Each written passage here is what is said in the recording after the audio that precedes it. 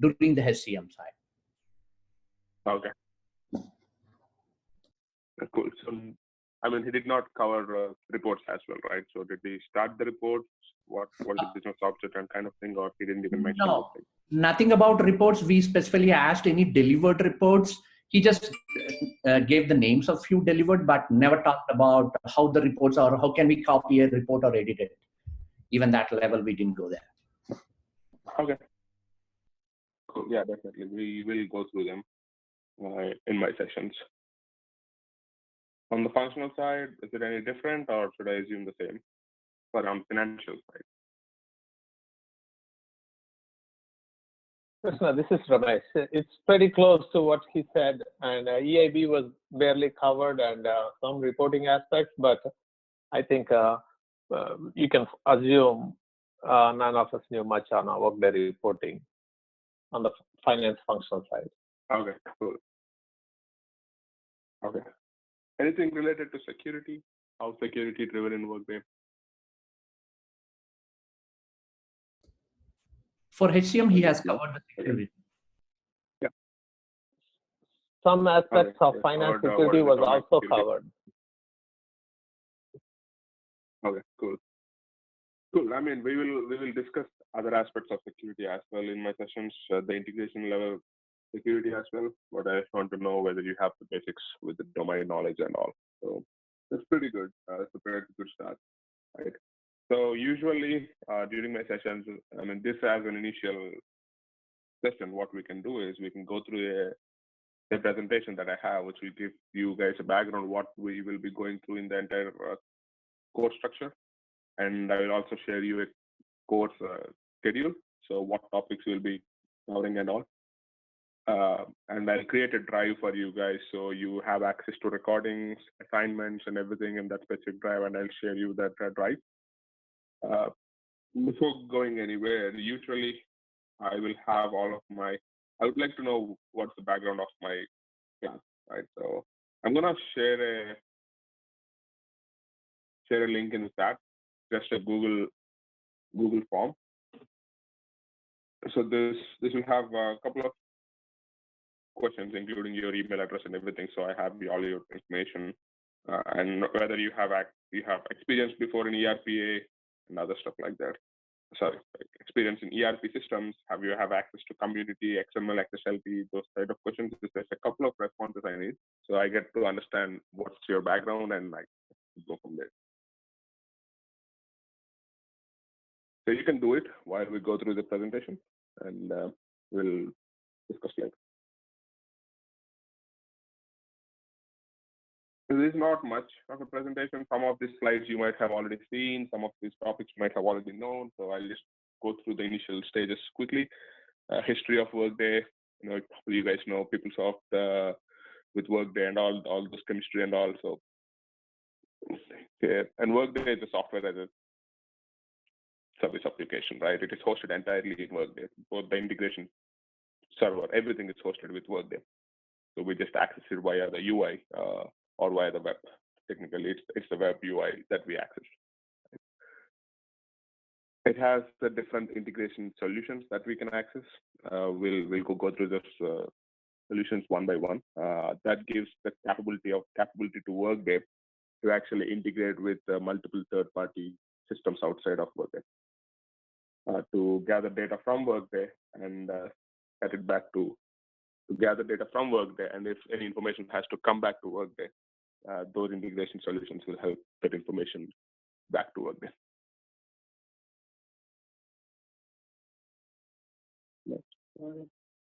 Market leaders is pretty old.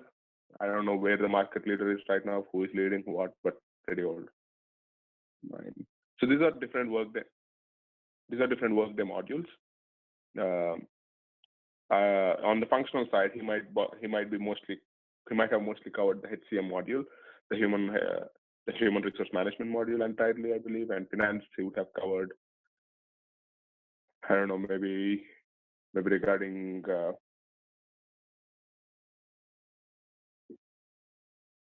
I'm not getting finance. So to be open with you guys, I'm not a finance guy. So my most of the examples will be towards HCM. But if you have any questions or if you have anything regarding finance, we can discuss. I mean, I do have some idea about supplier integrations and everything, so we can discuss as well. But most of my examples will come around the HCM area because that's my experience. So these are all different modules. You can go to Workday and look at all those modules. You don't have to have experience in all the modules to get a project. Of course, you need to have at least basic modules. Like if you're going financials basics like suppliers and all. And if you're having HCM, you will definitely have HRM, the human resource management module. Payroll is a plus. If your client is using payroll, always it actually helps us. So So the delivery model, like we already discussed, it is a software as a service. And that being said, the vendor takes care of the responsibility of the maintenance and upgrades of Workday. That means every time there is a maintenance or something happens with Workday, it's a complete responsibility of Workday to actually get it up and running fine again, right? So upgrades as well. So Workday updates itself every 6 months. So September 1st or 2nd week, we are getting 33. 33, yeah, we're getting 33 upgrades. So one good point with Workday, why it is that selling right now is probably the upgrade structure it has, right? Because it understands its customers via its community.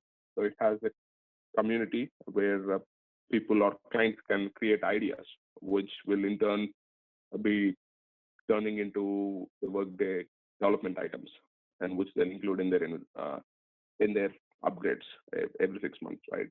So in that case, you don't have to do an upgrade project at your client's place. All you have to do is when Workday says I'm going to release 33, it will give you all the basic functionalities, like what they're releasing, whether this functionality needs testing or not, and all the stuff, right? So in that case, all you have to do is you have to validate whether your current system is performing the same when you compare it with your upgrades, right? So you run your integrations in your preview, which is Workday 33 in this case, and you will validate it against your current sandbox, right? And if you want any functionality to be added, if it is available, you can modify the functionality. So it's pretty quick upgrades. You won't do a 9-month project for an upgrade. It will be overnight. So that's pretty good selling point with Workday right now. Technology is object oriented, so you don't see any tables or any databases backend. So everything is object oriented. We call objects as business objects in Workday. So we'll go through what is an object and all later. Right? And the UI is pretty intuitive and pretty good when compared to earlier ERP systems outside in the market. Workday UI is probably one of the best, right? So you guys already have hands-on on functional side, and you guys can feel it. It's very easy search engine. You can actually search tasks easily, and there's a lot of help text out there which will help you to proceed in your development and all that stuff, right? So they have a good number of web services as well to update Workday or get data from Workday. So these web services are very helpful when building integrations with third-party systems. These open a backend channel for the developers to actually update data into Workday instead of doing manually. So it is helpful to do any mass loads or create automatic jobs to actually load information or get information from Workday. So the approach to business problem, in my view, is upgrades as per changing client requirements, right? So if the client requirements are changing and a lot of clients are wanting a new requirement, Workday will identify it and it will develop it and give it as an upgrade, right? And basically makes its clients happy. Next. The interface is based out of HTML5. It's a web-based application, so you can directly access it in any browser. Typically, I would always prefer Google Chrome for its quick and speedy response. Internet Explorer is most of the clients still use Internet Explorer,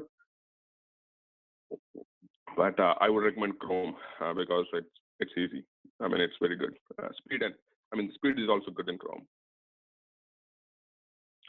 It also have a mobile application for the end users, so they can access reports, or they can access dashboards, or even employees can directly fill their timesheets and all on an application. I hope everybody at ERPA is using the Workday application to fill in their timesheets and all right now, right? So it's pretty good.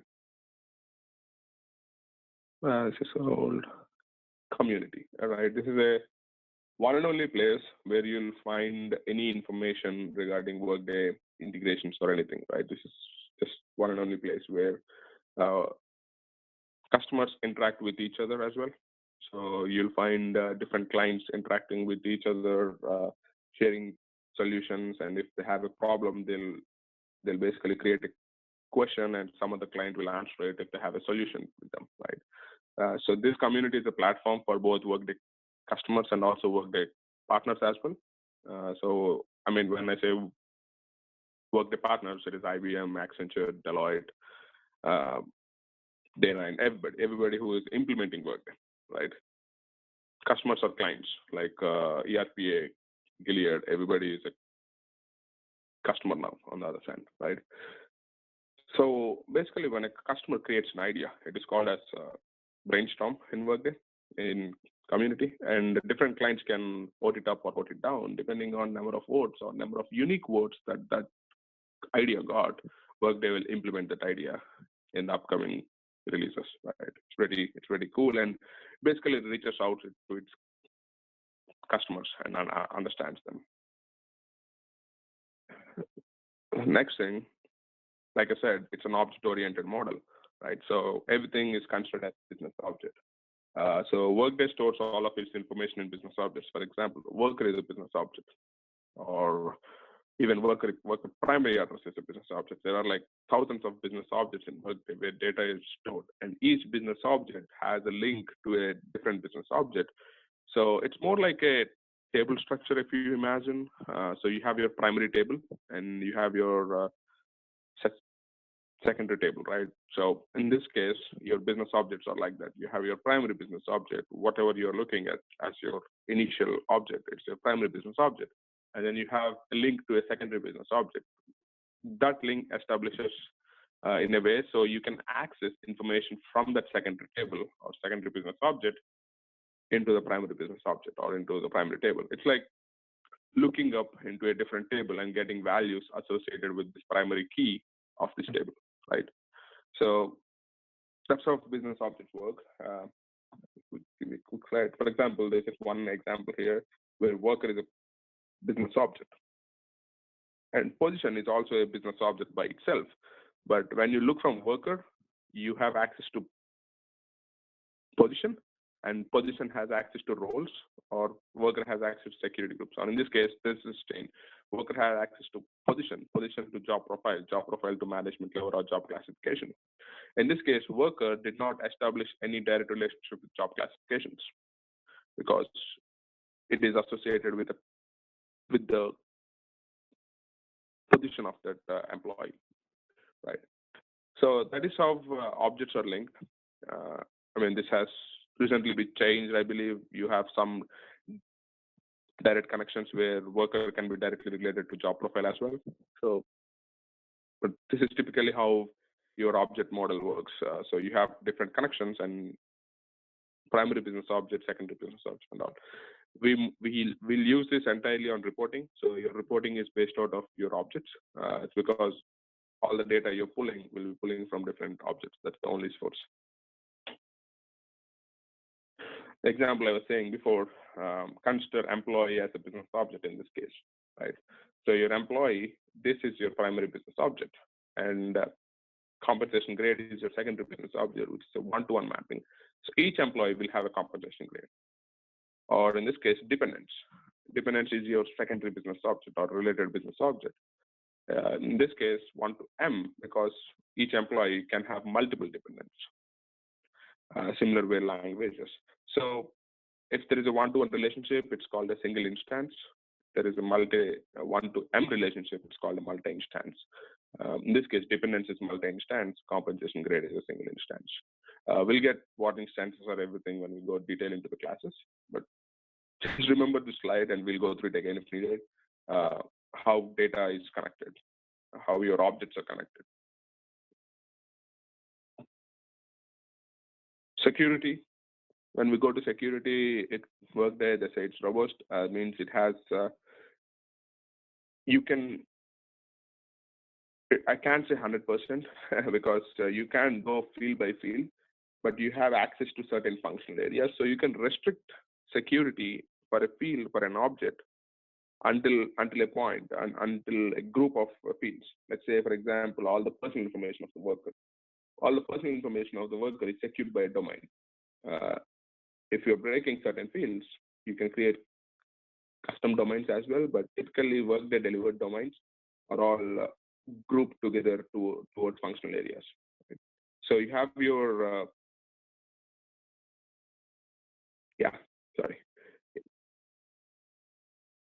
So you have,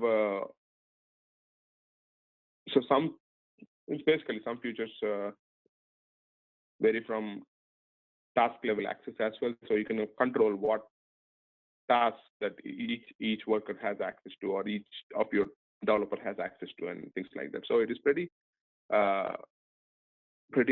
dynamic in a way. So you can go create security policies for each specific field as well if you need. But like I'm saying, it is not 100% because there are some fields where you can give access to. You can give access to without giving access to different fields. Let's say in this example, like personal information. Let's say your gender and date of birth are tied together in a domain, right? And your requirement is to give access to date of birth, but not gender, right? In that case, you will not be able to break that two different fields separately. Either you give the field access to entire personal information section, or you don't give them access. So those kind of cases that we are seeing recently. One of the examples is they want us to give access to candidate personal information, but restrict access to certain fields. I mean, when I give access to candidate personal information, that domain has access to a number of fields, and I'm basically giving access to all those a number of fields. I can't restrict or pick fields out saying don't give access to this field. So that's kind of a issue, or that's kind of a thing that we can't avoid. So we have to be thinking when we give access, what fields that the person or that ISU or whoever is accessing it will get access to as well. And on the tenant level, you can restrict the users based on IP addresses as well, or based on certain authentication policies, right? You can create an authentication policy saying only, I mean, all you can say is allow logins from only certain IP ranges, right? So let's say you're at a client place. I mean, your client only allows access who is connected to their VPN, for example, right? So you might need to create an authentication policy to restrict people from outside people or people outside of your network to access your tenant. You can also do that.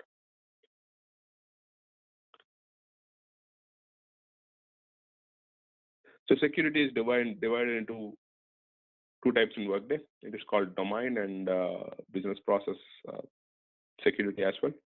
So domains basically control reports and integrations. So I mean, report in a sense, report fields, what fields that a person can have access to. Can he view that field, or can he modify the value in that field? When you come to integrations, you get you basically have access to get a field or get information out of the field, or you basically put information into that field, right? So that's integration. Some examples are domains will control data sources, report fields, and tasks. And integration access will control access to APIs like get workers or put job profile and everything.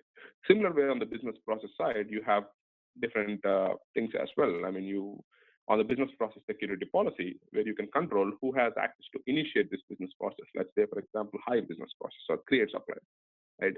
Who have access to initiate a business process like that, and who have access to see that business process info, or who have access to or cancel that business process or approve that business process. So all these things are controlled by the business process security policy. Some examples are like hire employee, change job, terminate. All the business processes will have a security policy saying who can initiate it, who can deny it, who can approve it, and all that stuff.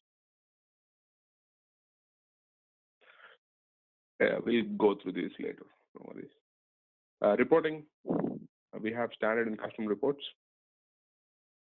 Standard reports are Workday delivered, developed by Workday to all customers. Every customer will have same set of standard reports.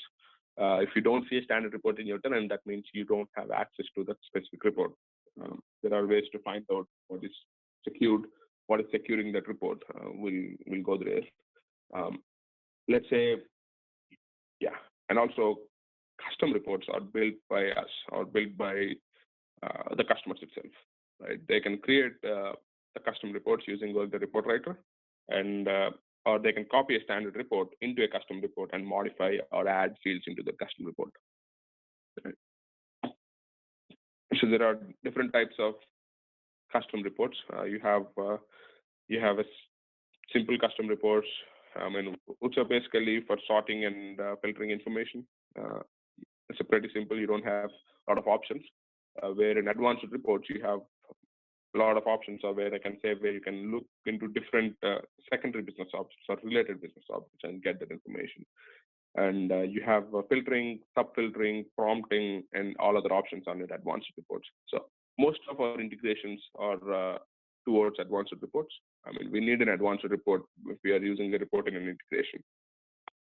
Matrix reports are mostly for business as well. So they basically give an interactive reporting across different dimensions and basically grouping and summarizing information. So if you can click on a summary of an information, you can see what are all. So you can drill down as well in a matrix report and to see different set of information. So it's like a report in a report, and you can drill down to it. And the other types of reports are composite, transposed. So transposed is nothing but where you can see rows appear as columns and columns appear as rows. So that's a transposed report. Composite reports are combining multiple reports. So you can combine multiple sub-reports or multiple simple or multiple advanced reports into a composite report. But on an integration perspective or in our class, we won't be discussing any of it. Our major focus will be always on advanced reporting. So we'll usually go through all of this. Calculated fields. Calculated fields are used to, so there are two different fields in Workday. Workday delivered fields, like all the initial set of fields like employee ID, all the fields that you see in a client system initially are Workday delivered. On top of Workday delivered fields, you build calculated fields. That means you take a Workday delivered field and you change that format or modify the string length or create something different on it or write a logic on top of your Workday delivered field. Right? All those fields, all those newly created fields are called calculated fields. So they are associated with the business object. You can create calculated fields on any business object. They are used to derive values, group and transform data, manipulate data, and retrieve values as well. Or you can write an if condition if you want to get a value based on a condition that is true. Right? So there are a lot of cal fields. We have around 20 cal fields that we'll discuss during our sessions. We'll go through them. Any questions so far?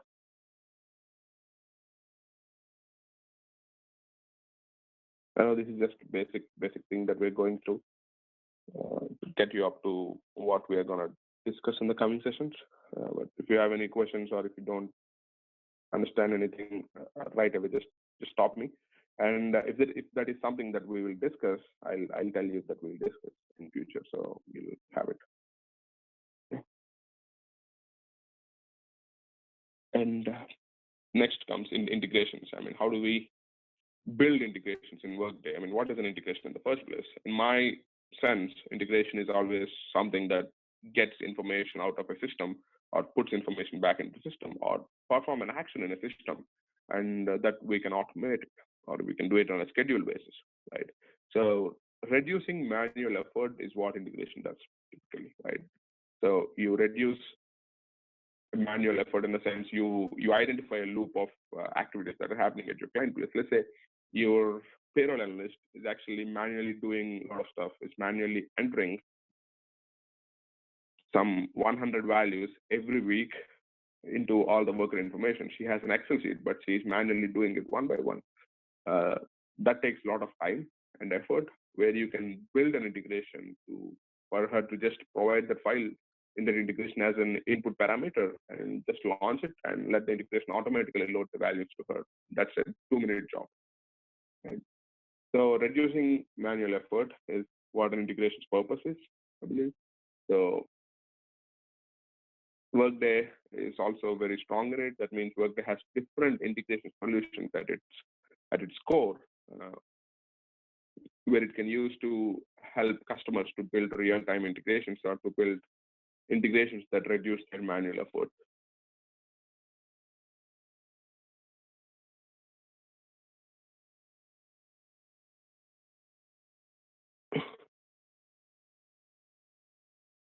So basically, Workday provides 3 different integration tools that solve everything or all the integration problems that a customer has, right? So one of their 3 different, or they have out-of-the-box delivered integrations. So those are like, we call them packaged connectors. So what a packaged connector means, a packaged connector is something that Workday has developed along with their vendor, right? Or along with the vendor in the sense, let's say ADP. ADP is a payroll provider that we all know. ADP needs information from Workday HR every week or every day to be in sync. So payroll team can go into ADP and pay the employees as per their compensation or as per their one-time payments and everything, right? The bonuses and everything. So in order to do that, ADP, we need an integration between Workday and ADP that sends the information from Workday to ADP. But when you see it, the larger picture, ADP is used by thousands of clients, right? Everybody has the same ADP, Payforce or anything. And out of those 1,000 clients, everybody is using Workday, let's say. And everybody has their own specified integration doing the same exact job to send the same formatted information to ADP, right?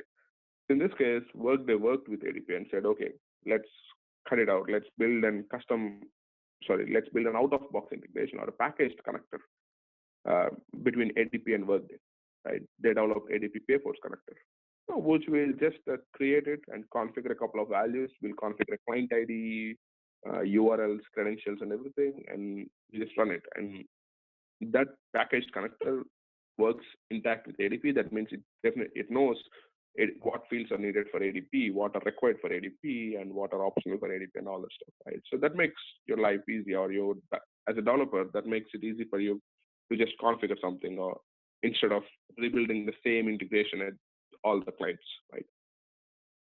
So that is an example of a packaged connector. And there are different integration tools. Also, one other is an EIB. We should have a slide somewhere. Yeah, EIB.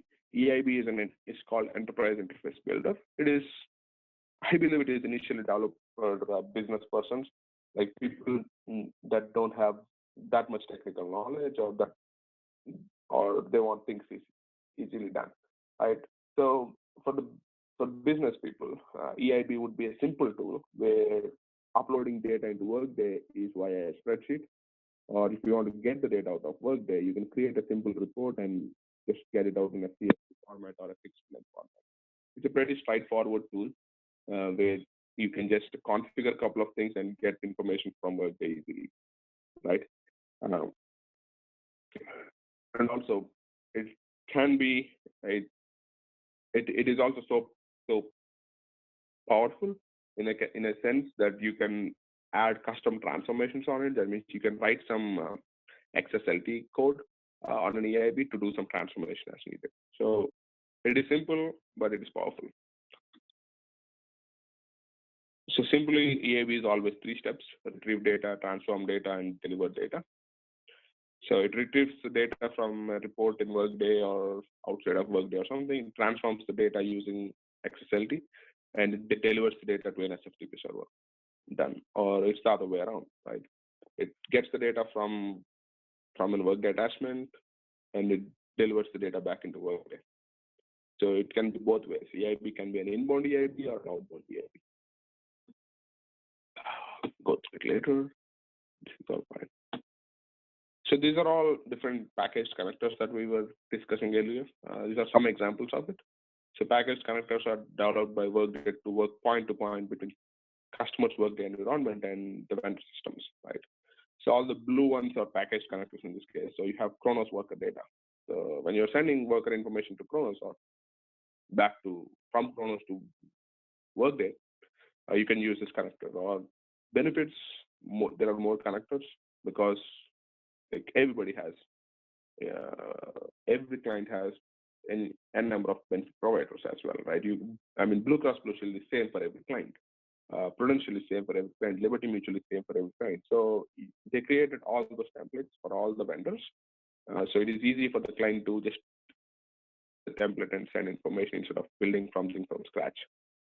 The green ones are called connectors, or core connectors is what we call them. So core connectors works a little different. They're also configurable integration systems. That means you don't have to write any code, you just configure them. But each one of them have specific functionality that you can leverage and build. Let's say core connector worker is used to change detection. Payroll interface is used to generate payroll specific information out of Workday for a specific pay period, right? So those are all very, very specific. These core connectors perform specific jobs. And excuse me. Specific jobs, and those can be configured in order to do those jobs. And we'll see some examples. We'll see the core connector worker, and we'll see the payroll interface, which is also called a peakoff. We'll see that. Finally comes Workday Studio. Studio is at the end because it's more something that is not achievable with an EIB or a cloud or a core connector. Like all your integration tools failed on doing the job, then you turn to Workday Studio, which is an Eclipse-based product. So you can, Eclipse is morely, it's a perspective, right? You can add a Java perspective or something. So you can create a Studio program to do whatever you need in Workday. So you leverage Workday APIs, you leverage the Studio functionalities in Studio. There are palettes where you can leverage them and build the custom integration that you want. And when I say what you want, it's because you build it in a way that you want it to work. Like you create error logs as you want. You create the file format and everything. You define everything in Workday Studio. This is more for a developer thing because as a developer, I like Workday Studio more because it gives me control on my code. Connectors and EIBs work as Workday commands. Workday has a set of program that they have written. All we're doing is giving it parameters, right? But Workday Studio is more in my hands because I control it. In a sense, I build it in the way that I want, or in the way the customer wants the integration to run, right? So that's Workday Studio. It's an Eclipse-based product. It has also a lot of pre-built components that we can just use and leverage instead of writing complex Java functions. You don't need Java with the Workday Studio. It's very good to have Java experience as well. If you have Java experience, that means you have a lot of control on Workday Studio. But I don't know Java, and I've been working with Workday Studio from six years already. So no worries, no Java needed.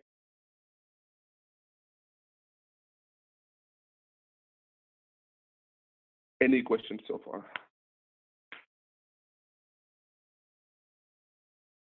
So let's quickly see how an implementation goes, right? How an implementation lifecycle with Workday is. like all life cycles, it starts with a plan. You basically create a project scope and everything. Then you create what we call P0. That's your first prototype. That's a dummy tenant that Workday provides. And you've used that dummy tenant to identify your requirements. I mean, you sit with it and create some proof of concepts, right? If you want to create some proof of concepts, that's your tenant to identify all your requirements. And once that is done, then you go into P1. That is your configuration stage, where you build your reports, integrations, your business processes. You configure the entire system in your P1. That's your initial tenant with your client data in it, with your initial set of configurations.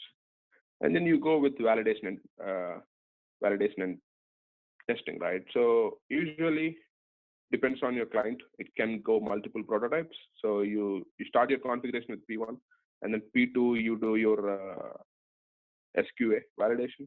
P3 you have your business validated. P4 you have your end-to-end validations. So each time you build a tenant, you get your data from your legacy system. Might be PeopleSoft, SAP, whatever your legacy system is.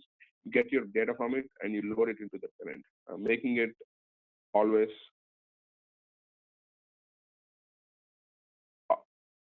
so in this case, when you get your information from your legacy system, in the P1, you load the information that you need. I mean, you might not load all the personal information, or you load to some point.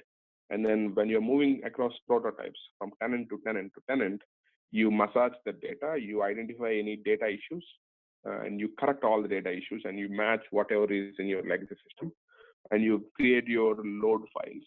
And that is for data loading, right?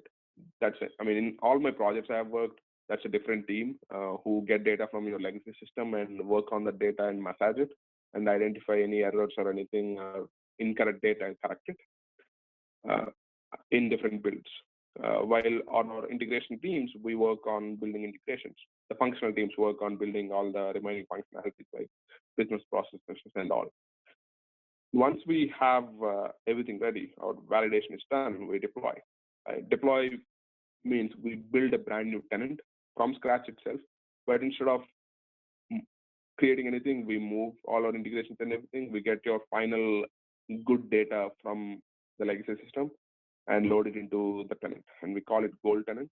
That's our pre-prod. And once we are good, we have all our everything ready, we switch that gold tenant to production, and then you support it. So it's a simple life cycle that we use in any Workday client. This is for implementation only. I mean, all this P1, P2, all those terms you hear only during implementations, Workday implementations at your client place. So any questions?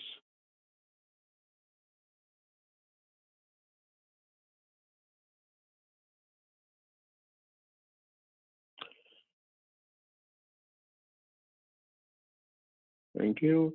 Can everyone fill out those form for me that I have pasted on chat? Who have not done it? I see only 5 responses. I just want everyone, so I'm just reposting it if you guys missed it.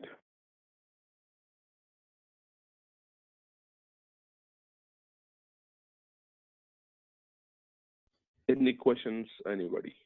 Krishna, just on what we have seen until now. Yep. What is the maximum duration which you have seen for the implementation? I understand it based on the client, but what is the maximum duration you could or we could anticipate? Now, with one of my previous clients, I have seen an implementation that went almost 2 years. I came at, I think I came during configuration stage. Okay. From configuration to deployment, it took them 2 years, 1 year, 8 months or something. But architect and plan, that's probably been having from 1 more year. So I can say a maximum of 3 years. That's the longest I've seen. I've seen people go with Workday 4 months also. Example, ERPA. We have gone in 4 or 5 months. Okay, thanks. So that depends upon the size of the company or the complexity. Yeah, definitely the size of the company and processes they follow, right? And the team size and everything, because data validation itself takes a lot of time because you get your data from your legacy system and you create templates. That means you create Excel files in order for Workday to load them. So you have to be pretty sure that you're getting right data, right? So that validation, that comparison between your legacy system and data that you're loading in Workday just takes a lot of time. Let's say the client I was mentioning have 60 or 80,000 workers, right? So that's a big data chunk that we need to validate. And the team size also. We're pretty big, but if you need more people, yeah, I have a client USA I was mentioning, it has almost 200 integrations that we have built. Almost 80 of them are studios, right? So 13 big number of integrations they have a lot of internal systems where we need to integrate to as well, right? So that takes a lot of time to build with any number of teams, 200 integrations and move them. So timelines change based on your requirements. But during the plan itself, they have planned it until that time. I think they moved it 6 months. Once we missed the deadline, we moved 6 months go live, and then we met it at the end. Okay, and we don't use any other tenants, other type of tenants than this gold and implementation tenant? So tenants, so during this implementation only, we see this gold, everything, right? So after implementation, all you have is production, sandbox, sandbox preview. Any client will have only these three environments. You have production, which is your live tenant, where employees go and do all that stuff, which is your sandbox. Sandbox is your development environment or development and QA environment, where it refreshes every week from production. Right? Every week on a Friday, it refreshes and gets the production data and basically loads it down. So your production, every Saturday morning, your sandbox is your production copy. Preview, sandbox preview on other case, it is mostly used for upgrades. Let's say I'm saying September, you get a Workday 33 upgrade. Right? 1 month before that, they refresh that tenant with all the new functionality that they're providing in Workday 33. They refresh the preview tenant with all the functionality. So you have your preview tenant is more like future enhancements tenants that are future enhancements that are coming to Workday in that tenant. Right? So those three are delivered. If you want more tenants, like let's say if you have an IT team, right, and you want that IT team to build integrations and nothing happens in a week, right? If sandbox is refreshing every week, you're done. You can't build anything in a week and you can't test and you can't deploy. So usually people have a lot of clients have implementation tenants also. Those are like your development environments. Those don't get refreshed unless you request it. So those just stay with you, and basically clients have to pay extra for those implementation tenants. You build it, you validate it, test it, and then move it to production. Depends on your projects and what is going on at your client. Right now, my client has almost 6 implementation tenants up and running. So we have a lot of projects going on. Apart from that, this P1, P2, P3 are all, they're also implementation tenants, but they name it in that way, prototypes. They build each prototype, and when you're moving from prototype 1 to 2, your configurations and everything are pretty per the requirements, right? And when you're moving prototype 2 to 3, that means you're validating everything in prototype 2. That means when you move to 3, you're almost done. You're like, okay, my code is good, my configurations is good, all this is good, and you validate your data as well. Those are also implementation tenants, but Workday implementation team usually names as P1, P2, P3. Okay, and there is no need for the GMS tenant, right? No. GMS, it's not needed. Okay, and ideally, DNS is yeah, go ahead. yeah.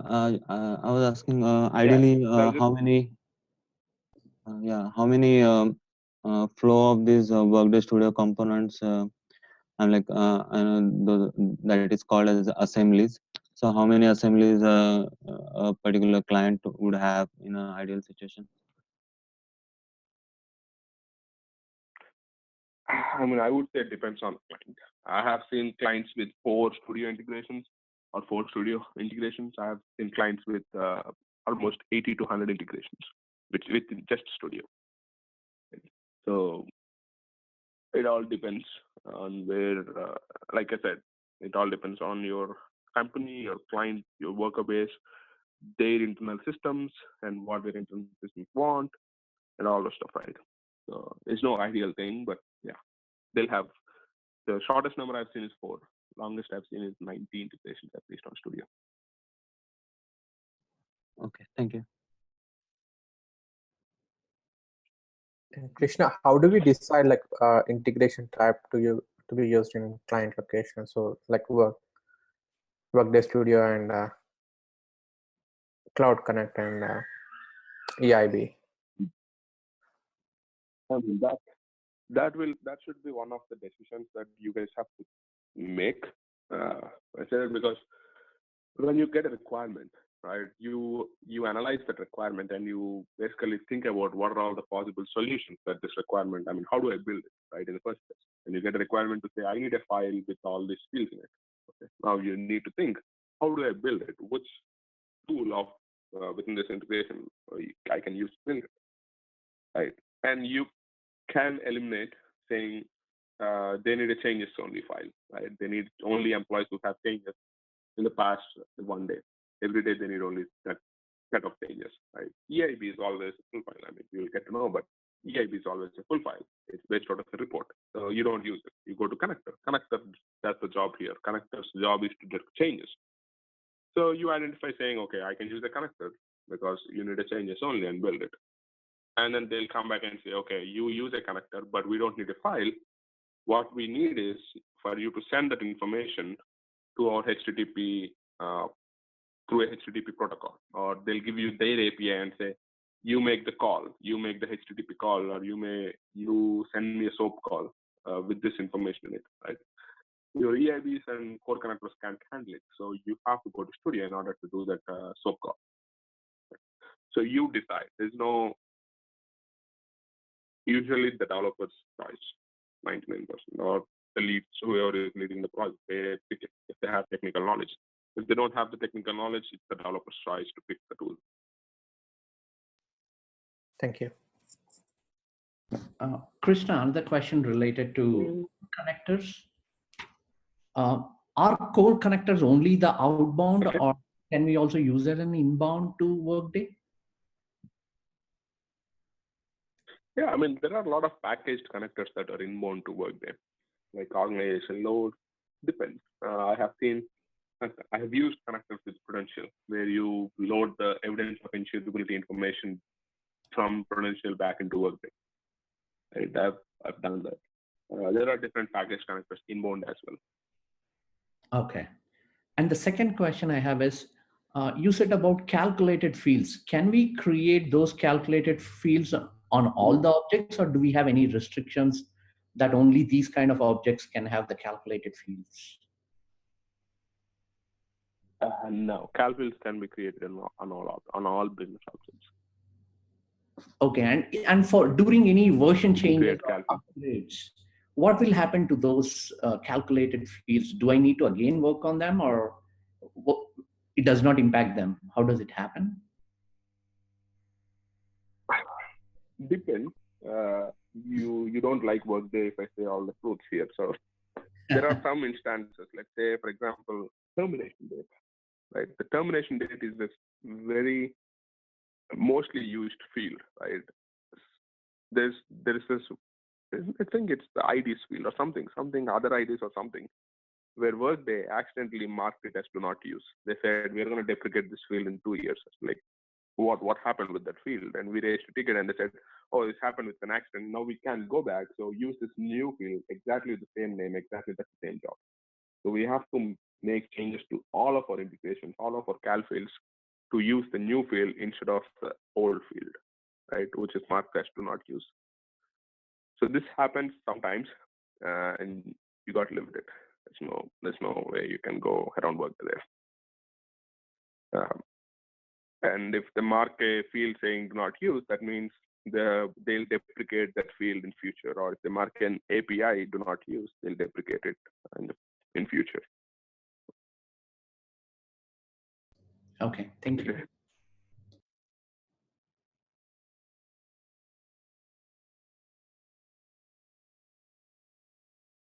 On volume of data, let's say if you're loading a lot of data into finance systems, then were there any limitations either on EIB or on this Integration Studio components?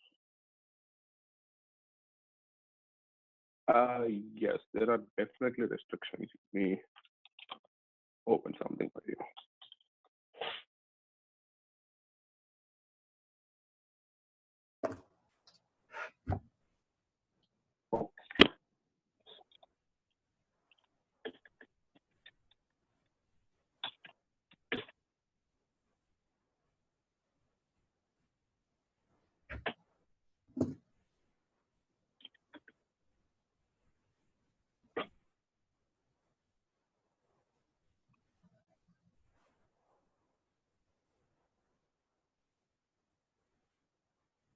Yeah, there are limitations towards the APIs.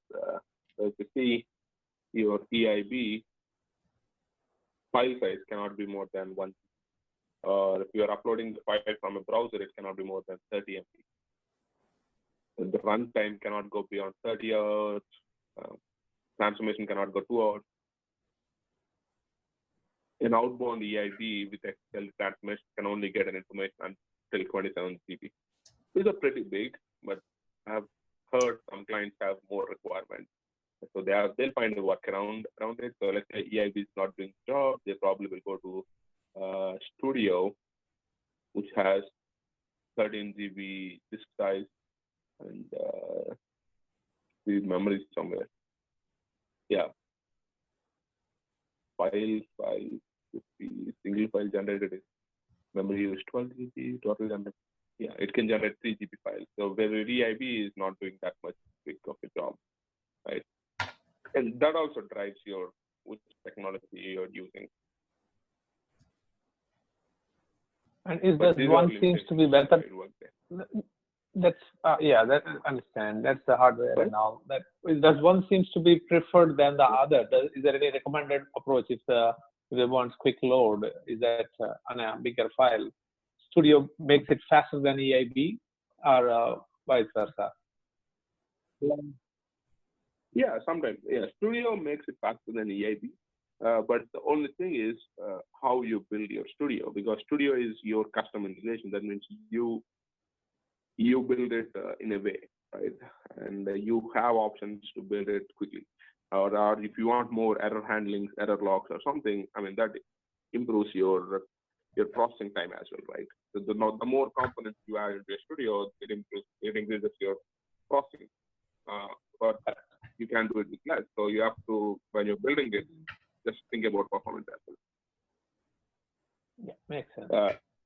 APIs also, right? When you're using an API, let's say you're using submit payroll input, right? That's an API to load the payroll inputs back into Workday.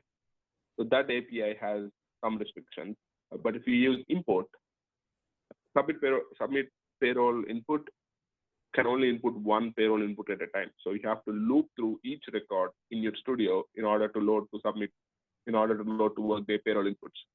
But if you use an import web service, which is a bulk load, you can reduce that time. You can create one big XML file with all the payroll inputs, and you can push it out to Workday. So depending on your file size and all, you go in a different direction in your Studio.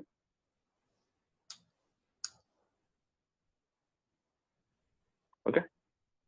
Yeah, makes sense. Thank you. Krishna, is there any limitations on creating the calculated field?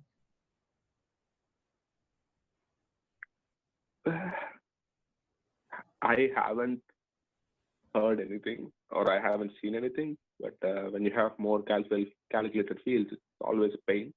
Uh, you lose track of them, right? Sometimes I don't know how many cal fields we have on a client list because we have 10 on functional side working, 5 on developer side work, integration side working, creating cal fields day by day, and you don't keep track of them. So just there are a lot of them. There are a lot of them. Sometimes there are unused cal fields. That means people build cal fields and don't use them. You can delete those. We do it once in a year or twice in a year. Sorry, once every year. But other than that, I don't see any limitation. I mean, It just client keeping don't your have. system clean.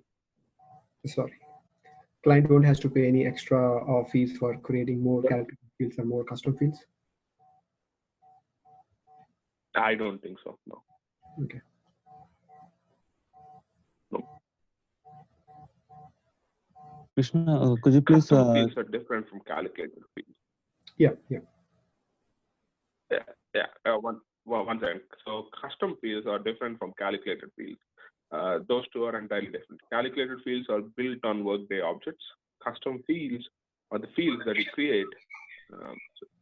So those are like your regular fields in Workday, not Workday delivered custom field tenant. We'll go through custom fields, but don't get confused with the two names. Custom fields are entirely different from calculated fields. Go ahead, next question. Yes, could you please tell us about the typical integration team that you have worked with? Like how many developers were there? How many QAs or architects were there? Sure. During my, not this current client, my previous client, where development team is offshore, based out of Philippines. So we have 8 developers offshore, and we have, including me leading, we have 4 to 5 people on site, both leading and managing and building also on the same hand. So we are around 12 to 10 developers during implementation, building integrations. That's only we are building half only. The rest of the half is built by the implementation partner, which is Workday. Implementation takes time because a lot of integration, like I said, 200 integrations. After going live, I think they reduced the team size. We don't need that much offshore. We reduced it. We don't need that much onsite. We reduced it to half. Right? I moved out. And this current client that I'm working is already live in Workday. So, but we are getting new modules day by day. We recently implemented benefits, so all that stuff. So in this case, we are 5 developers. There's no offshore or anything. 5 on-site core developers on integration side. Functional, I think there are around 10 people supporting the functional areas. Like compensation has a couple, benefits has a couple, like that. Okay, and maybe this is too early to ask, but how do you divide the tasks among the developers? Like somebody does the XSLT work or data transformation work, and somebody else will work on managing all the security aspect. How, I mean, like generally how it is done? Generally, I would say everybody should be able to work on everything, because when you're a development team, it means you should take up for some other, right? So like my teams that I've all seen, we do everything. Whatever comes in our row, if we have a bandwidth, we'll just pick it up and we'll do it. But I have not. There might be some teams, right? Depending on how your team management or how your manager or lead is managing your team. Let's say somebody is very good at studio, he only gets studio integration. Somebody is not good at studio, they never get a studio integration. But that is bad, right? Because the person who does not have studio knowledge is never going to learn studio, and you're solely dependent on one guy with studio. If the guy leaves, you're done. So that won't happen. So most of the teams, thoughtful managers will always share the work. So I have never seen anybody saying like, I only do SSLT, I only do reports, nothing like that. So you should have knowledge or experience on everything. That's what you're trying towards. Krishna, on the development side, that makes sense. Now, is there a clear line between functional configuration versus developer on Integration Studio? Yep, and also reporting. Reporting. Yep. If you have to mark those three into three different buckets, yeah, are the three separate? Yes, that we can say for sure. Functional is entirely usually 90%, 99% separate.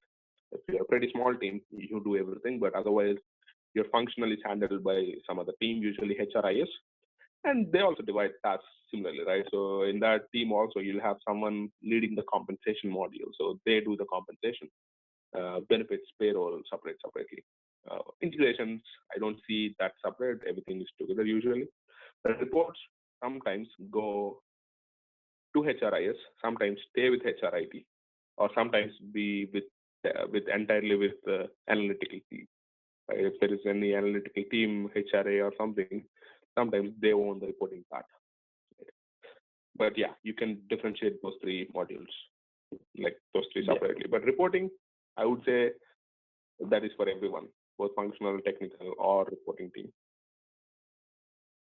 And based on what you said, I understand that the reporting doesn't have to be technical, right? It can be part of functional too, because the configuration, underlying business objects, and all knowledge is necessary, but no technical knowledge is needed on reporting. Is that correct?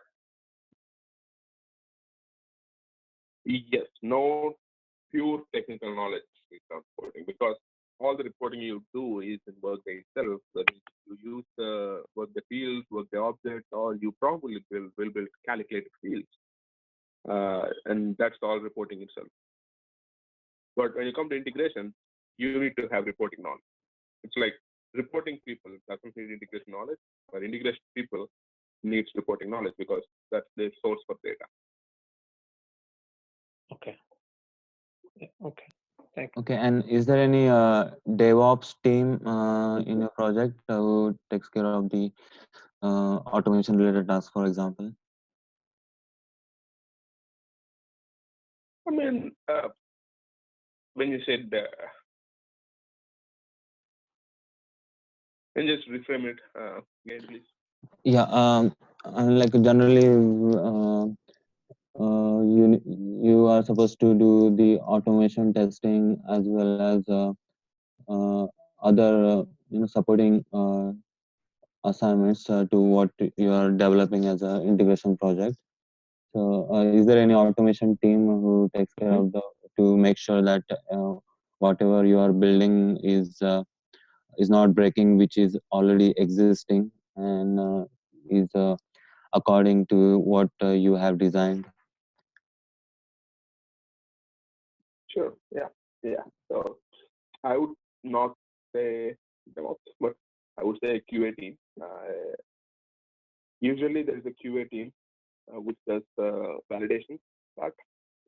Once I as a developer build it, I unit test it and I pass it on to QA. They validate based out of business requirements. And if it is not a new integration, they also do regression testing. Right? They validate it with the current thing and see is it working as per the current requirements, and also is it working as per the initial requirements? Is it not breaking anything? They'll check it, and only then it will move to production, right? But how do they do that? I mean, like, do they use any specific tools? I think right now manual. Everything is manual. There are some tools that are automating the business process, config business process changes, like functional changes. They're automating it. They're automating the testing on the functional changes.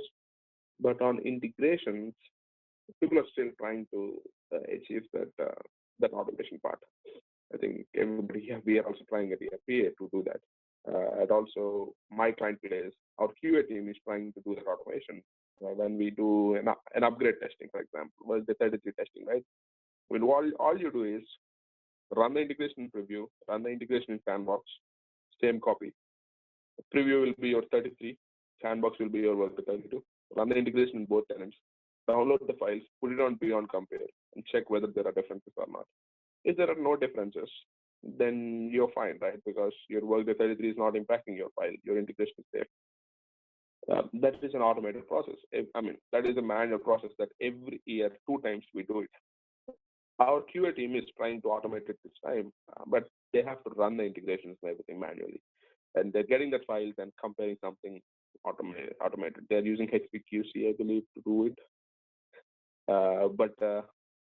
Yeah, I mean, it's just still in thought stage. People are still trying to develop something that is very automated for Workday. If you have any ideas, yeah, once you get into a project, just think about it. How do you automate it?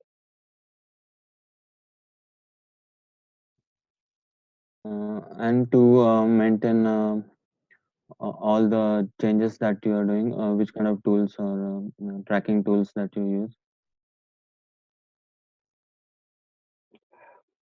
Yeah, we don't use any SVM or Git for tracking changes and everything, because Workday is a web-based application, and all of the changes that we do, except for Studio, or everything is in the cloud. I mean, everything is from the browser. So you can't use any Git or something on your reports, on your core connectors, or on your EIB to do version tracking.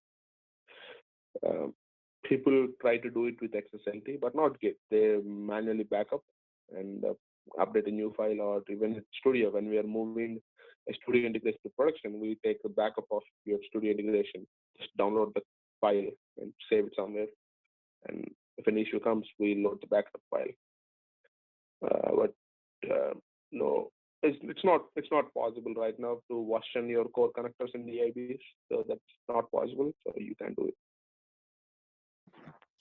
Nothing I know of can do it. So. Okay, I guess for tracking all those requirements and all the whatever you are documenting as a part of your planning and design process, you must be using some project management tools. Could you please give us an idea about that? Those are generic, right? Those should not be anything Workday related, right? Your SharePoint, your ServiceNow, your defect tracking, HPQC, Jira, anything. Those are generic. Those don't have to anything related to Workday. Okay, so nothing specific to Workday. Okay. There's nothing that nothing, and we don't do anything specific to Workday in those tools. No. Okay, got it. Thank you. Krishna, for the same previous question, suppose if we create a complex scenario or logic using Studio, how do we migrate it to production? Do we need to again create the similar, or is there any migration tool available within Workday to do that to production? Yeah. So within Workday, there are 2 tools. Okay. So there's first thing called Solution. Solution is old in the sense it is there with the clients from the beginning of Workday, and it has a lot of issues. People stopped using it, but now 2 years back, Workday came up with Object Transporter. So we also called it OX, Object Exporter or Object Transporter, or whatever they call it. If we call it OX, so that is the tool available within Workday to migrate integrations, to migrate reports, business processes, almost all of the stuff from one tenant to a different tenant. Studio files also you can migrate using aux, but I would rather just deploy it into production. You same file, you deploy it into a tenant, you deploy it into production. But yeah, for migration and all, the tool is aux, Object Transport. Okay, and does integration holds the responsibility of migration, or is it a separate team for all the integrations for these things? Kind of specific again. 9% I feel everything is integration. I mean, if you are an integration, if you build an integration, it would be better you move it because you know what it is doing. But depends on the client. The client sometimes don't trust to develop the integration to move it, and that is not also good policy. If I develop an integration, somebody else will review it and somebody else will move it. But in my current client, everybody is in the same team. My previous client, there is one separate team to do migration. If they have any questions, they'll ping us and they'll ask us. But it would be tough because the person who is migrating should also have knowledge of Workday when they're migrating. And I don't know why a person will be sitting just to migrate when he'll be developing, right? So usually it's the same team, but the developer will not move it. Somebody from the same team will move it. Okay, thanks. Thank you. Any other questions as well? Yeah, you can ask me as much as you can, man. I mean, if you ask me only, I can do more. That is my style. Okay. Hey, Krishna, So I'm just sorry. think about your question before. Krishna, can you hear Sure, me? go ahead. Yeah, I joined a little bit late. I did Yes, not I know can. the schedule of the class. Yeah. You didn't know because we didn't discuss it yet. So we will discuss it at the end. No worries.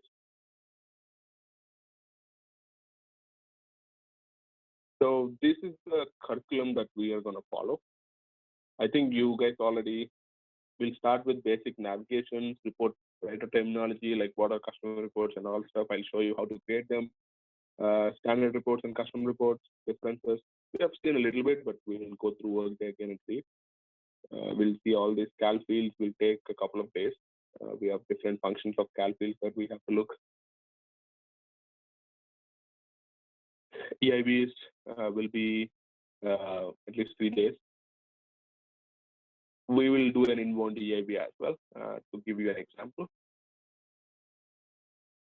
XML XSLT, we will discuss it. But I would recommend you guys, I mean, you still have time. Once we complete this reports, you guys have at least a week. So you can look at the XML and XSLT in whschools.com. It's not much.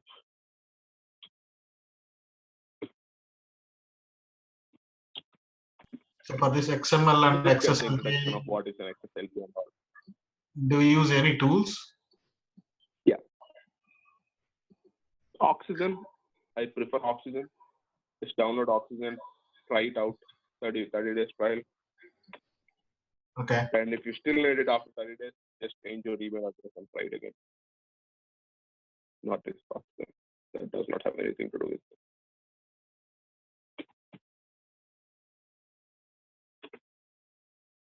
This guy. Just try the XML editor. Download it. It'll ask your email, first name, last name, company and country, and whatever license you want. And it'll send you a key to your email address, and you can use that key when you're installing. Okay. Once your key is expired after 30 days, if you want, just go here again, give a new email address and get a new. Or if you want to buy it, it's up to you. I bought it. I mean, it's definitely useful. If you want to stay in Workday ecosystem, of course, I would recommend to get one. It is pretty expensive, but find some ways to get it cheaper. Oh my God, they made it very expensive. So there is this academic one, but you need a student email or something. Personal for $290 or $240. That's true. So these two, it's better. Go through XSLT. Just only these 10 or 12 pages.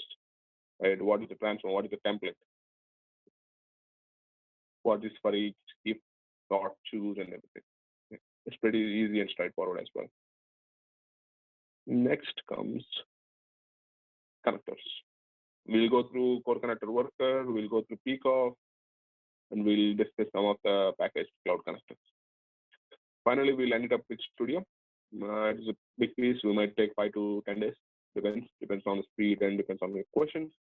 We will discuss the Studio. We'll go through an example. We'll build it together, and we'll see. And in the meanwhile, while we're going through these classes, I'll give you assignments with reports, EIB, and Studio, where you can test your responses. Sorry, where you can do your hands-on and try to finish off those assignments. Okay, coming to class schedule, right? I work in PhD and I work in the Bay Area. And if people working in Bay Area or if you have work, you probably know what a bad traffic it is. So I have to come back home in order to start a class. So I would recommend 6:30 p.m. PST, that is 9:30 EST, every day evening, Monday to Thursday. Saturday we can have it too. We can have a class like this. I mean, we can have a 2-hour class from 2 to 4 or something. All right. Otherwise, I would say we'll do a 6:30 p.m. So that would give me enough time to come back, settle down, and start a class fresh. Yeah. Last time I did 6:30 p.m. I did miss a couple of classes because of traffic jam. So I would like to stick with 6:30 at least. That gives me enough time. So any objections, any issues? Hope not. Okay, I take it in as. And I'll be sending you a calendar invite along with the new ID, new Ring Central thing, which you can be joining the class. And I believe everyone have access to an AMU tenant, right?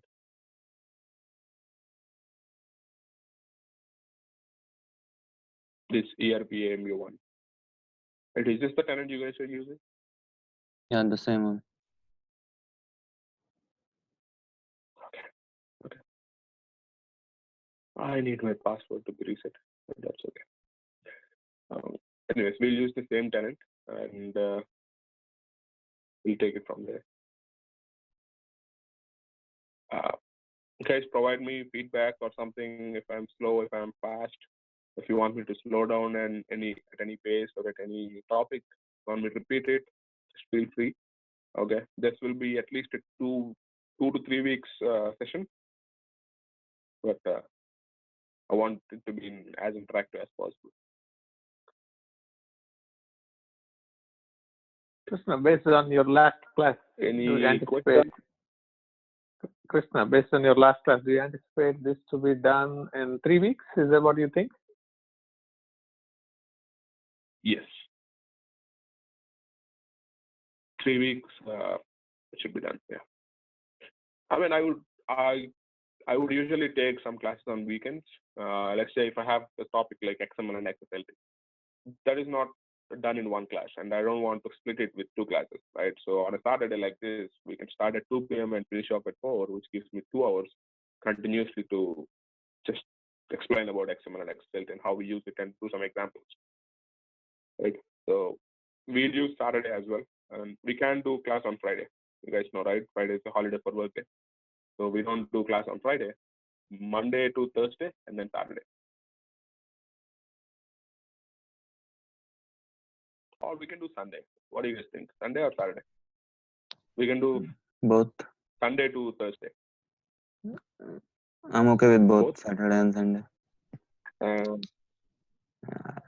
Yeah. I'm just saying, it's totally up to you. No worries. We'll think. We'll think and we'll do.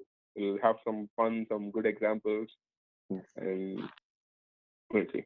But the first class next will start on Monday, 6:30 p.m.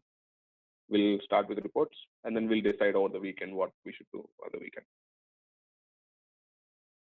Okay. And you guys have my number. I'm just pinging it here on your chat. So if you have any questions or something, or need something in meanwhile, just WhatsApp me.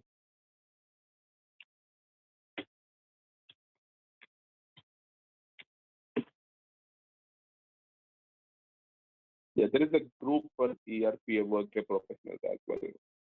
I think once we are into it, I think we can.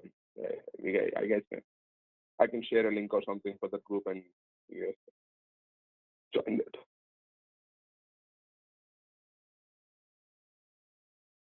Okay. There is already a Awesome. group on WhatsApp, or you want us to create one? There is one for Workday professionals ERPA. That's entire ERPA Workday, whoever is working on Workday. But I'm just thinking now, if we have the WhatsApp group for this class batch, that would be pretty easy to communicate.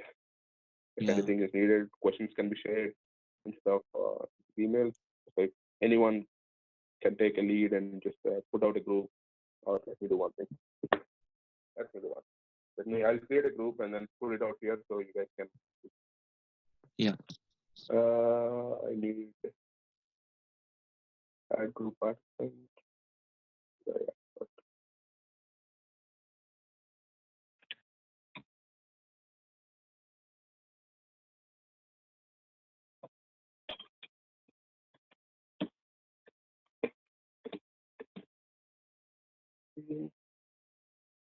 Creating group.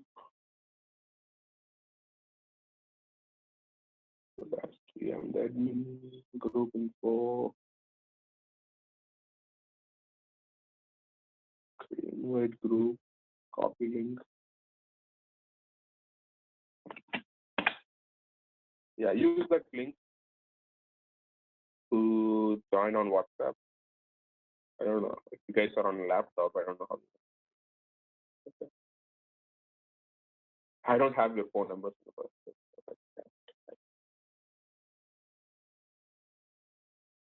People are joining good.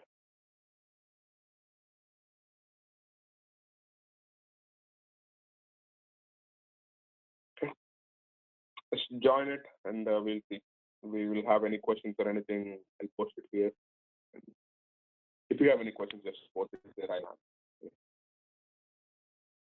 answer. Awesome. Any other questions, anyone, or we'll have a good weekend?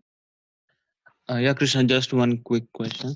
I just wanted to know, apart from XML and XSLT, do we need to know any other file formats such as JSON or HTTP? I mean, like, is there?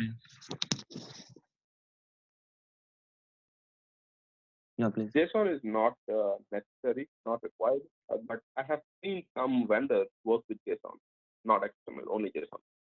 In that case, you have to learn how to create a file in a JSON format and things like that, right? So it might be required in some cases. But you don't have to learn it now. I mean, it's just a file format, right? It's just like a CSV, it's a JSON format. But I would go first with XML and XSLT because entire Workday, everything mostly covered through XML. Yeah, and what are the third-party file formats that you have worked on, like while integrating two different platforms, Workday and some other? What are the other general or more often that you have to work with?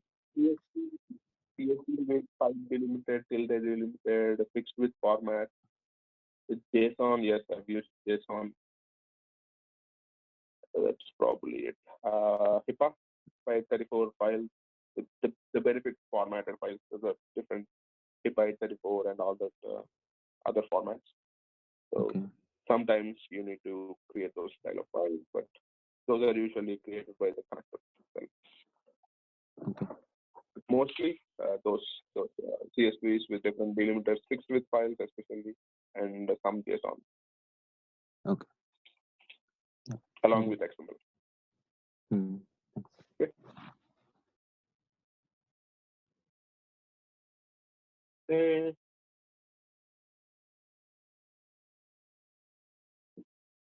Thank you guys for the opportunity, and anything, just feel free to ask. Just ping me anything you need, and we will go through this 3 weeks journey together, and you guys have to get whatever you want from me. That's it. That's your target. So, thank you, Krishna. Okay. Thank you. Yes, a wonderful week, and talk to you guys on Monday. Thank you, Krishna. Bye. Thanks. Bye.